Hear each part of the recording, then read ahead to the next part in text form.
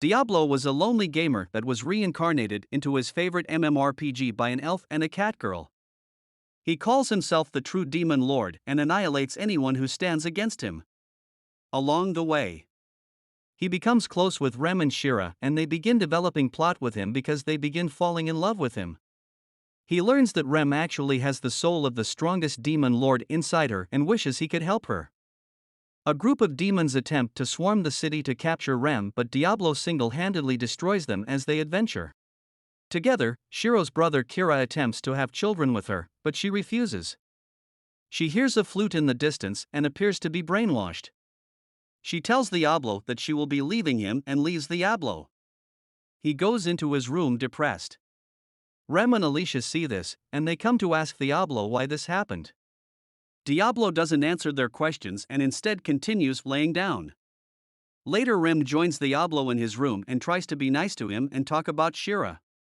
She wonders if Shira could have been hypnotized by her brother, and Diablo realizes that he also thinks that may be the case because he was hearing the flute. He reflects on his past about how people he once thought were his friends were actually using him. He is worried that Shira will also reject him. However, he realizes that he needs to get her back and not allow this to happen. Alicia decides to join them too, and they set off to confront Kara. Meanwhile, inside a tent, Shira is now captured and chained from the ceiling. Her brother tells her that it is futile to escape as his flute will allow him to control her and brainwash her at his will. Tyra then yells at Shira to tell him orders. Diablo asks of her, and she answers truthfully, but this doesn't satisfy Kara. He gets angry and doesn't believe that a demon lord would only make her shake hands with another girl. Kara hears a giant explosion outside, but ignores it. He sets loose a green slime coon that begins eating at the fabric covering her skin.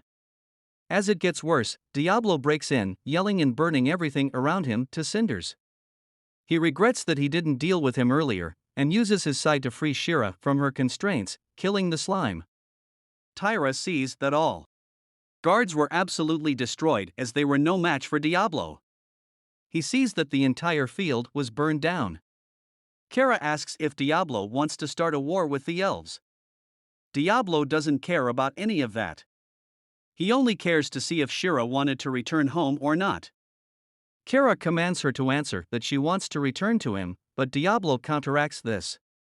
He forces her to say the truth by activating the slave collar on her neck. Shira cries as she is able to tell the truth and says that she wants to be free and go home with Diablo, and Hero realizes that he's in a bad situation, so he decides to summon the Hydra to fight against them.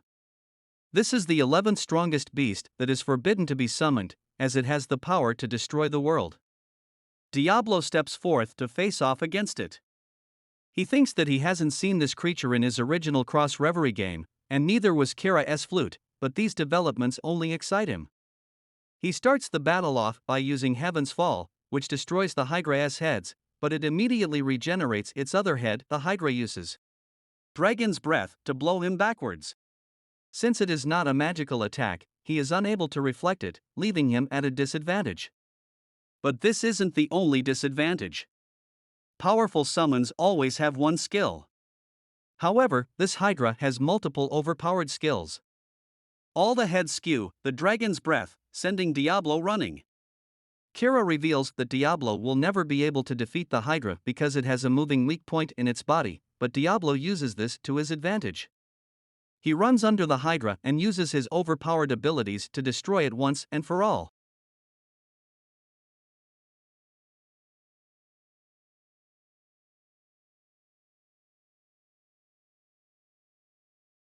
Diablo planned to kill Kira, but Shira stops him because he is still her brother and has grown up with him. She wouldn't want him to die. Shira runs away like a coward, but out of nowhere is beheaded by the ruler of the city, Galford. Him and his entire army appear as if they had been planning this. He tells them his wish for starting war and tells his soldiers to kill off all the elves. In the forest, Diablo demands to know if this was all part of his plan to seize the forest, but Galford refuses to answer and just traps Diablo in a sphere-shaped grid that's designed to capture large monsters. Diablo is unable to escape. Alicia tries to find out why Galford is acting this way, but is unable to knock sense into him. She threatens to stop him with her sword, but it instantly gets destroyed. Anybody seen this guy somewhere else? This astonishes Diablo as he sees the Galford speed surpasses human limits, making him at least above level 110. Diablo struggles, but realizes that he could trace this string down to its core like the slave collars. He breaks out of his confinement, and this shocks Galford. Galford uses his superior abilities with the sword to maintain a close distance and unleashes a barrage of sword attacks against Diablo. However, Diablo's agility allows him to dodge all the ensuing attacks. Diablo casts a super mind that forces Galford and move back and be careful with his movements. He casts multiple super minds around the field. Galford attempts to move forward, but one of the mines explodes. Diablo attempts to use this to his advantage by creating a free zone to trap him. However, he breaks out of it and leaves Diablo in a very compromised position. This was his plan all along, and it appears that Diablo is about to be finished off with his flaming sword. Diablo at the last second casts lightning-bulleted Galford. Diablo doesn't kill Galford, and pretends that it was because he lost interest in fighting such an unworthy thing. Galford threatens to report Diablo to his superiors, but Alicia tells him that she'll also report Galford if he does so. Diablo tells Galford that he will fight against him whenever he wishes. Galford surrenders with his soldiers, and Rem approaches him and asks for any spare potions so that she can heal the fallen soldiers. Meanwhile, Diablo attempts to make Shira feel better and comfort her, as she has just lost her brother. Diablo is drained out of mana points and lays in bed, exhausted. The guildmaster, Sylvie, comes in with alcohol and tells him that he will be able to restore his mana. Diablo thinks that he can't get drunk in this game, but after a single drink, our man loses his mind and develops plot. Alicia is seen slaying a group of people and stating her distaste for mortal races, while another man slays a village for worshipping the demon lord. Alicia sees this man at the Kingdom Saddler. He asks her if she's heard of the prophecy concerning the demon lord's revival, but she attempts to ignore it. Meanwhile, Diablo is training Rem and Shira to engage in combat. He shows her how to use a flying turkey to observe his view and fire an arrow from a far distance. They walk to a river, and since Shira didn't get to develop plot last time, she will develop it now. Diablo sits back and tries his hardest not to break his November challenge. Edelgard appears out of nowhere and grabs Rem, confirming that she has the soul of Krebs' skull. Shira is confused by this, but Rem later explains her backstory to Shira. Shira tears up and promises that she will always support M and be by her side. Edelgard then explains that there is a way to extract the demon soul out of Rem without killing her, and this is extremely interesting to Diablo. Although he wishes to kill Krebs' skull, they both want to get the demon lord out of Rem, but Diablo wishes to kill it to keep true to his promise for Rem. Diablo agrees to help out Edelgard, but secretly knows that he will kill the demon lord. She tells them that they will meet in 3 nights from now on the same pillar where Diablo was summoned. 3 days pass and Diablo's group are at a restaurant filled with cats, until they're visited by Alicia, who asks them to return to the guild. Alicia warns them that there is a paladin known as a saddler in the town, and he hunts anyone who believes in the demon lord. His strength and power is said to be equal to that of Galford. They attempt to sneak into the city, but unfortunately end up facing against him. They attempt to hide their identity, but our protagonist reveals himself because he isn't afraid of any. What an absolute chat! Saddler gets ready to destroy him and Rem attempts to reason with him. However, he chokes her and says that it is God's will. Diablo, however, releases the magic and understands that this guy is taking advantage of people by convincing them these are God's actions. Saddler attempts to petrify Diablo, but he uses his demon ring to mirror that ability back onto him and they manage to get away safely. Diablo decides to let him go for now, but is weary of Alicia. They decide to reveal to Alicia that Rem has the soul of the demon. Occurred within her, and Alicia is extremely understanding and promises to also support Rem. They head to Starfall Tower to meet with Edelgard, and she doesn't seem surprised that they brought Alicia along. They performed the ritual. Edelgard explains that Diablo needs to physically touch Rem until he pours all of his energy into her giggity. The energy overflows the tower and Krebs appears and introduces herself. All of them are confused that it looks like a little girl. Diablo doesn't hesitate and introduces himself as the true demon lord. Kreskum powers up and is ready to destroy Diablo, but she has no idea how to do so. It appears that she has amnesia and Ram understands now why she doesn't look like a fully developed beast. She begins chanting that she doesn't need to kill people if she doesn't want to. Alicia, on the other hand, begins saying that it is the duty of the demon lord to kill people, and Edelgard attempts to back her up. Prep Scholar is confused and says she doesn't know why she would want to kill humans anyway, she is just hungry and wants food. Shiera decides to throw her a biscuit so that she could eat up, and Krebs Skull realizes that her duty in this world will be to eat all the biscuits in the world. The mysterious beast comes and introduces himself as the one who has served demon lords for generations. He offers to sacrifice the rest of the people present for the demon lord, but Krebs Clem refuses it because she wouldn't be able to get any biscuits. He is confused and upset because he wanted to follow through with her mission to get rid of all the mortals in the world, and he calls Krebs Clem an incomplete reincarnation. He is ready to kill her, but Edelgard stops him as she will not allow him to kill the demon lord. Diablo interferes and attempts to save her before she dies. He then faces off with the beast and casts spells against him, but they do not damage him. The beast casts Quartz Lance, but Diablo reflects it with his demon ring. The demon recognizes this power as it is an ancient power that existed from the beginning of time, and Diablo knows this was just one of the raid bosses he killed early. When the game was released, he dashes at Krebs to attempt to kill her, but Diablo does his best to fend him off. Diablo proclaims he is the true demon lord, and this sends the enemy flying.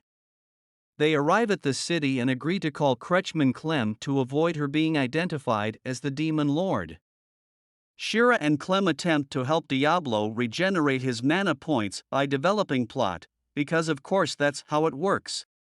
In her room, Alicia remembers her childhood and resolves that she will follow the demon lord's wishes to eliminate all the mortal races. Later that night, down a dark and narrow alley, Alicia holds Clem by her wrist and Rem states her curiosity as to where Alicia is leading them to. Alicia reveals her true nature and intentions to have Clem regain her memories for her to become the demon lord Krebs Skull. Alicia also revealed that she was the one who caused the beast to be summoned in the city. They are confronted by Sadler and Alicia tells them that Rem and Clem are demon lord worshippers. Rem summons her beast, but Sadler's soldiers restrain it and kill it. Rem tries to attack him, however she is just restrained. Alicia tells her that Clem needs hatred. Diablo searches for Rem, Clem and Alicia and believes Sadler to be the reason they went missing. Rem wakes up in an iron cage inside a wagon and talks with Clem. Rem tells her that she has suffered so much because of her existence, but she doesn't want to kill her. Clem says that she understands as she was also imprisoned for a very long time and wants to be nice. The Rem makes Clem promise that she will never kill a mortal being no matter what, and Clem promises. The wagon stops at a church and this show turns into 50 Shades of Grey. Diablo attempts to get the help of guild members, but realizes that no one would want to talk to him as he is a demon. He attempts to ask them for help, but his game character forces him to be mean about it. A young boy tells everyone in the guild that there is a young cat girl being taken hostage, and Diablo begins to go running after them. A swarm of fallen surround the city and are ready to attack. Back at the church, Sadler is still torturing Rem, but Clem attacks him. He draws his sword at Clem, but Rem protects Clem by embracing her and taking the sword blow onto her back. Sadler stabs several swords into Rem's back. Clem sees this and expels a surge of energy from her body, and Rem realizes that this is why Alicia wanted her to feel hatred. Clem has fully awakened as Krebs School, and she eviscerates Sadler along with the field. Diablo finally arrives at the scene and is joined by Shira, who manages to locate Rem's whereabouts. Diablo hands Shira all of his healing potions to use on Rem so that she doesn't die outside of the city. Edelgard and the Beast, along with a massive army of Fallen, are happy that Krebs scum has finally resurrected. The two are joined by Alicia, who appears to be the mastermind behind this whole plot. Diablo faces off against Krebs, Skull, and Cheery uses the healing potions. Heal Rem before she dies. Diablo runs across the field and lays down trap spells. When Krebs' Skull uses Darkness Breath, Diablo counters it with a volcanic wall. Shiera uses her last healing potion and Rem regains consciousness and tells them of Alicia's betray. Diablo keeps getting knocked down and struggles while fighting against Creep School. Diablo realizes that he doesn't have any potions as he's given them all to another person and that he's not used to that email comes to save Rem and Sheriff from an attack. And Diablo has finally completed his spell and set all 13 traps. Diablo casts Apocalypse of this and the entire field explodes.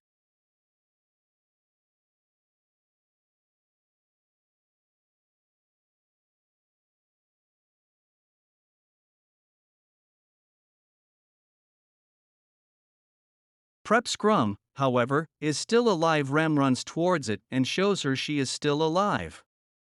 She touches Rem and her armor breaks and they are finally reunited. The Beast is about to ridicule Edelgard and Alicia for failing, but they begin attacking them to escape. Sylvie meets up with Diablo and thanks them for stopping the terror that was about to ensue. Sylvie suggests that they will need to get rid of Clem as she is a dangerous threat. Diablo wishes to keep her and Sylvie trusts him, but she doesn't trust Clem. Diablo asks if Clem would be okay in being his slave. That will allow her to keep living here. Ram and Shira assure her that Diablo will never ask anything of her, and so she agrees. That night in Diablo's room, the girls are ready to enjoy a lot of plot development. They have fun, but Shira is held with a knife to her neck. Clem threatens Alicia to release her. She will be killed, but Diablo tells her not to kill anyone. Alicia promises to allow Clem to do whatever she wants to her as long as they heal Edelgard. They see that Edelgard is extremely wounded and that only Clem would be able to heal her. She tells them about the encounter with the Beast and how that was the reason for this to happen. Diablo agrees to heal her. So Clem follows through and heals Edelgard. Clem orders Edelgard that if she truly wants to obey the Demon Lord, then she should stop killing mortals, otherwise she is not a true follower. Edelgard agrees to obey Clem's commands. Alicia agrees that she will face whatever consequences are necessary. Rem asks her the reason for her siding with the demons, and Alicia blames it for her uprising and the disgusting nature of humans she saw as a kid. Diablo relates to the things she experienced, but Diablo tells her that it is still her choice what type of life she decides to live. And tells her that she should find a new purpose in life, which makes her cry.